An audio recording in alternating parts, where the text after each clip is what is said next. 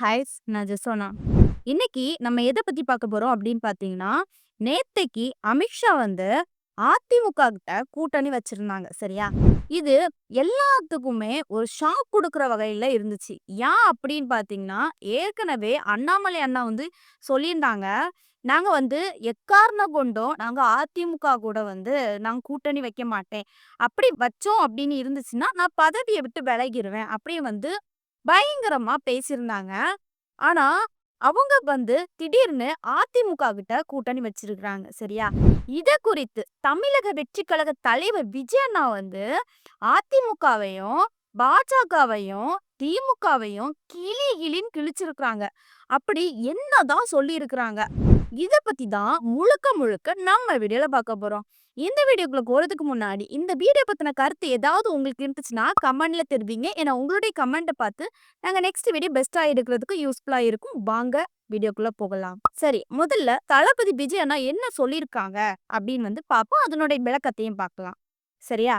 முதல்ல வந்து குறைத்த பெற்ற அரசியல் அறத்தை கூட தொலைத்த ஒன்றியத்தை ஆளும் பிளவுவாத பாஜகவும் மாநிலத்தை ஆளும் ஊழல் மலிந்த அரசியல் கலாச்சாரத்தின் உற்றுக்கண் திமுகவும் வெளியில்தான் கொள்கை பகையாளிகள். ஆனா நாம் ஏற்கனவே சொன்னது போல உங்களுக்குள் மறைமுக உறவுக்காரர்களே. அதாவது என்ன சொல்லியிருக்காங்க அப்படின்னு பாத்தீங்கன்னா, பாஜகவும் திமுகவும் வந்து வெளியே தான் மக்கள் மத்தியில தான் அவங்க வந்து ஃபைட் பண்ற மாதிரி பகையாளி மாதிரி காட்டுறாங்க. ஆனா அவங்க உள்ள ரெண்டு பேருமே ஒரு நல்ல ஃப்ரெண்ட்ஸ் தான். அந்த மாதிரி தளபதி விஜய் அண்ணா சொல்லியிருக்கிறாங்க. அடுத்ததா என்ன சொல்லியிருக்காங்க அப்படின்னு வந்து பார்ப்போம். ஊழல் நடைபெற்ற மற்ற மாநிலங்களில் எடுக்கப்பட்ட நடவடிக்கைகள் என்னென்ன? ஊழல் மலிந்த தமிழ்நாட்டில் நடப்பது என்ன? மற்ற மாநிலங்களில் ஊழல் செய்தவர் முதலமைச்சரே. ஆனாலும் தக்க சட்ட நடவடிக்கை மேற்கொள்ளப்பட்டதை இந்த நாடறியும். ஆனா இங்கே ஊழல் செய்தவர் மீது நடவடிக்கை பாயும்போது உடனடியாக அவர் டெல்லிக்கு பயணம் மேற்கொண்டால் அவர் மீதான நடவடிக்கை சுணக்கத்தை ஏற்படுத்தி நடவடிக்கைக்கு உட்படுத்தப்பட்டவர் எந்த ஊழலையும் செய்யாதவர் போன்று செயல்படுவதையும் இந்த நாடறியும். இது போன்ற பல செயல்பாடுகள் பாஜக திமுக மறைமுக கூட்டு என்பதை வெட்ட வெளிச்சம் ஆகியுள்ளன.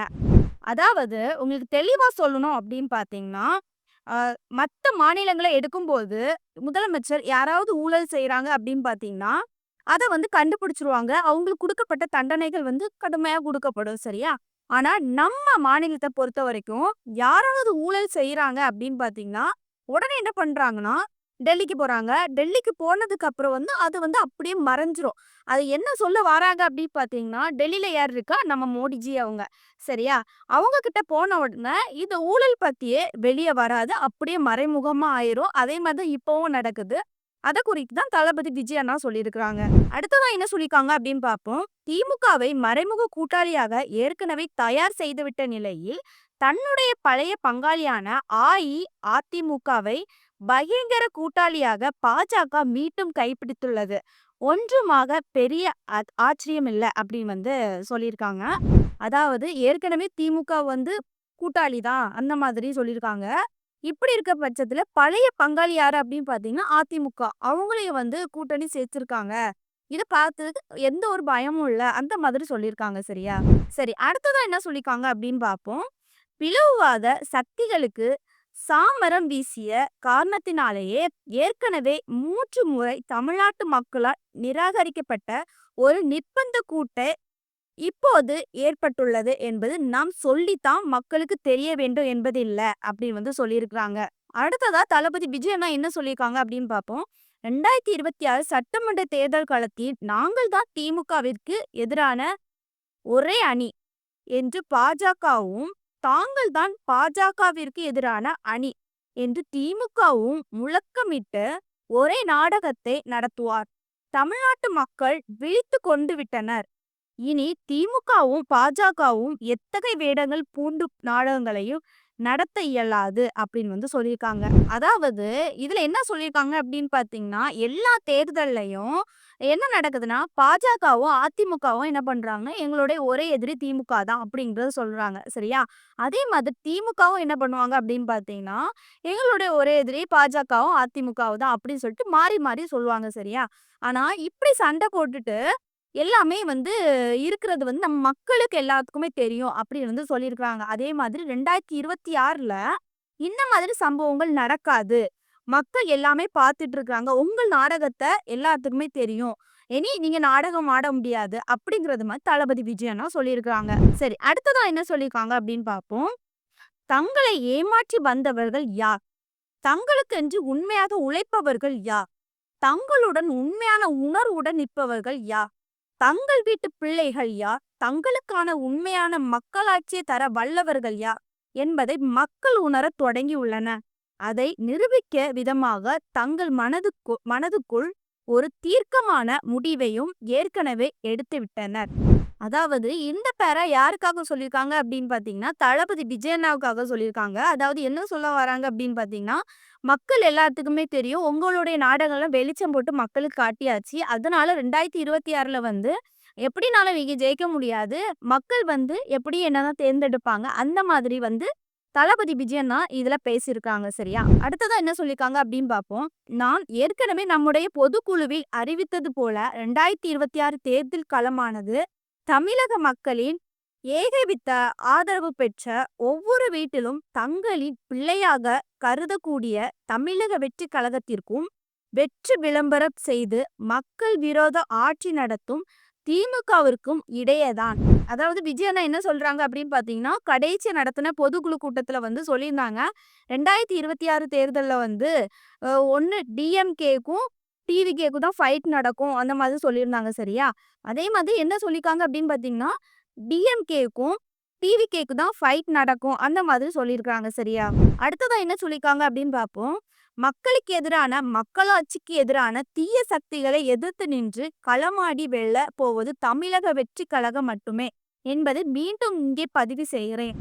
அதாவது என்ன சொல்றாங்கன்னா, மக்களுக்கு எதிரான பல தீய சக்திகள் இங்க இருக்குதான். சரியா? அவங்களெல்லாம் தாண்டி என்ன பண்ண போறாங்கன்னா 2026 தேர்தல்ல வந்து டிவிகே தான் ஜெயிக்கும் அந்த மாதிரி வந்து சொல்லியிருக்கிறாங்க. சரியா? அடுத்ததா என்ன சொல்லியிருக்காங்க அப்படின்னு பார்ப்போம்.